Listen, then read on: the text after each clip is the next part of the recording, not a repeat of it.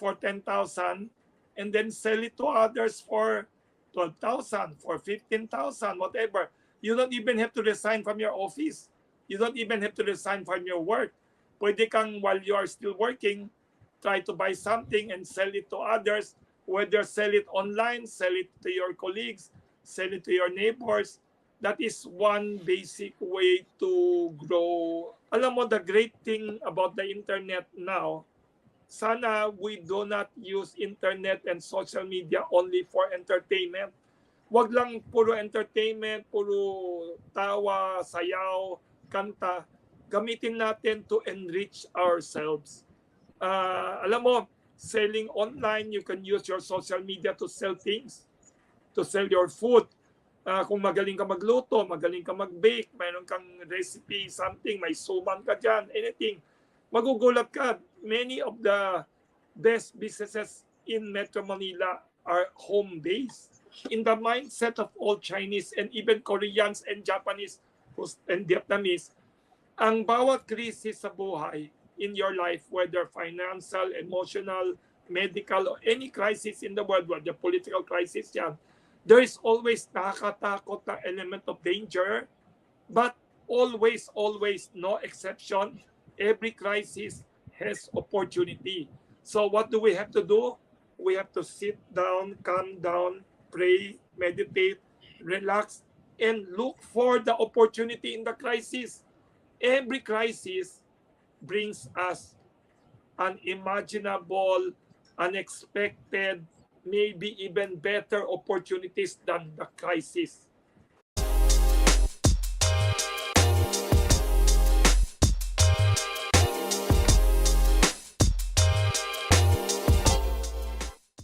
Try to, yung technique of compartmentalization, it's a very good technique. Nagawa ko yan when my mother was very sick, 2.5 years bedridden siya. Grabe ang gastos financially, grabe ang toll on me and my younger sister emotionally. Pero hindi ko siya ginawang everyday nasa utak ko, everyday affecting me. Linagay ko sa locker, I go on with my life, and then when I need to address it, that is a way to survive all and any crisis. Number 4, try to always remember this. There is a very famous Chinese concept na sinabi ni John F. Kennedy, the late famous US President John F. Kennedy. I-google ninyo, sabi niya, there is a Chinese concept of crisis. Ano ang Chinese concept of crisis? The word crisis in Chinese made up of 2 words. One word is danger, the second word is opportunity. So, ibig sabihin, yung word na danger and opportunity, pag kinonbine mo, that is the Chinese word for crisis. So, sabi ni John F. Kennedy, who studied Chinese history yata, in that aspect, sabi niya, in the mindset of all Chinese and even Koreans and Japanese and Vietnamese, ang bawat krisis sa buhay in your life, whether financial, emotional, medical, or any crisis in the world, whether political crisis yan, there is always nakakatakot na element of danger, but always, no exception, every crisis has opportunity. So what do we have to do? We have to sit down, calm down, pray, meditate, relax, and look for the opportunity in the crisis. Every crisis brings us unimaginable, unexpected, maybe even better opportunities than the crisis. Yun, there is always element of opportunity and change and improvement in every crisis. That gives you hope. That gives you strength. That gives you... Basta as long as buhay tayo, we cannot lose hope. Agree. That habang may buhay, may pag-asa, di ba? Yun yung Yes, ano eh. habang may hininga ang tao, may pag-asa. Yeah. Never tayo mag-lose hope. That's right. And yung maganda sa crisis, it can make you or break you. It really depends on how you respond to it. Kasi if Correct, you yeah. feel like, ay, parang nasa crisis ako, hopeless na, and ganun talaga mangyari. Parang walang mangyayari Yes. na feeling mo hopeless. But if you see na kaya to, I will bounce back from this, may Panginoon na nagmamahal sa akin, may mga community na tumutulong sa akin, kahit mahirap, I need to persevere. And it will bring out Yes. the best in you.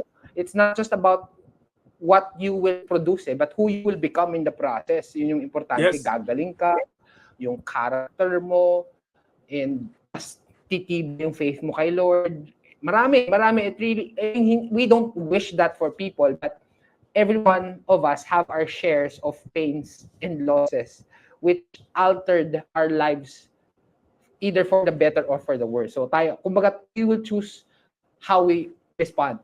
So, ganun eh. I agree ako dyan, It's, Neil. yeah.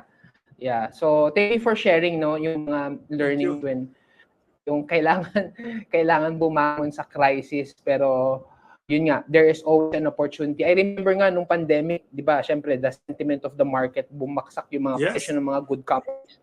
I remember, bumili ako ng Jollibee, parang 90-something lang eh. So, di ba? Wow. So, yun yung mga buying opportunities. Yeah. Di lang yun ha, Yun yung Neil, mga, during the pandemic, ang dami naging entrepreneurs sa bahay. yeah. Selling all kinds of things. All kinds of foods. Ube pandesal. Oo, dami. Sushi bake, pandesal, lahat ng uso. Lahat ng cakes, lahat ng uso. may mga Japanese foods, alam mo yan, yung Japanese na something na masarap. Yeah. Ay, there's a question pala, since you've been into business and sanay to grow a capital, siguro yung question ko for prong siya. What business can you start with a certain amount of money? So una, if you have 10,000 pesos, first, next naman 100,000 pesos, next naman 1 million pesos, and then next 10 million. So dun sa categories na yun, kung 10,000, anong business? Pag 100,000, anong business? 1 million, 10 million. Alam mo, naisip ko, if I have 10,000 pesos to start with, try to buy something and sell it. Yun. Try to look for something you can sell for 10,000 and then sell it to others for 12,000, for 15,000, whatever. You don't even have to resign from your office. You don't even have to resign from your work. Pwede kang, while you are still working, try to buy something and sell it to others, whether sell it online, sell it to your colleagues, sell it to your neighbors. That is one basic way to grow. Lahat ng tao, even the big companies are essentially traders. You buy something, you sell it, you borrow something. Baka, alam mo ba, some people, what they do, with 10,000, they could do 50,000 worth of business. If by 10,000 ka, and then you keep selling, and then you buy, and then you sell, and then you buy, and then you sell, yun nagbebenta sa'yo ng 10,000 worth na goods, nakikita, okay to, bili ng bili sa akin. Sige na nga, yung 20,000, hiramin mo na, tsaka mo na ako bayaran. So instead of having 10,000 worth of goods to sell, you can have now 20,000 worth, 30,000 worth, pero ang totoong pera mo, 10,000 lang. That is a good way to start business. Try to buy something and sell it. Right? Buy even people who are still in school. Alam mo, even in school, kung may 1,000 peso ka, you can start anywhere. You can do these things, especially now.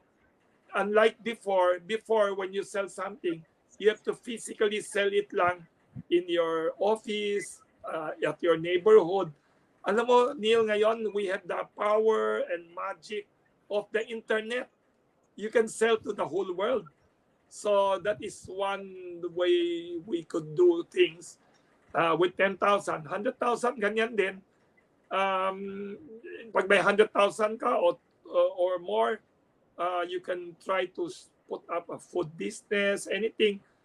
You're good at cooking something. Your wife sa bahay, ang galing magluto, walang ginagawa most of the time. May time naman, may spare time. You can create things, you can sell. May kilala nga ako nagbebenta sa bahay lang. May kilala akong negosyo, they don't even have to rent a store. Alam mo, the great thing about the internet now, sana we do not use internet and social media only for entertainment.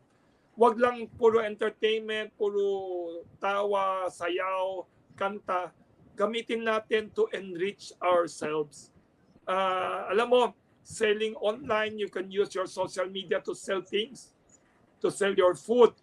Kung magaling ka magluto, magaling ka mag-bake, mayroon kang recipe, something, may suman ka dyan, anything, magugulat ka. Many of the best businesses in Metro Manila are home-based. Walang tindahan sa mall. So, hindi na kailangan ngayon na you have to rent an expensive store space in a mall, in a city center area. With all the money, you can do all kinds of things.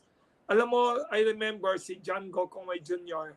years ago told me if he had 1 million pesos daw to start with from zero, he would go to 168 Mall daw in Binondo and rent a small space and start trading there.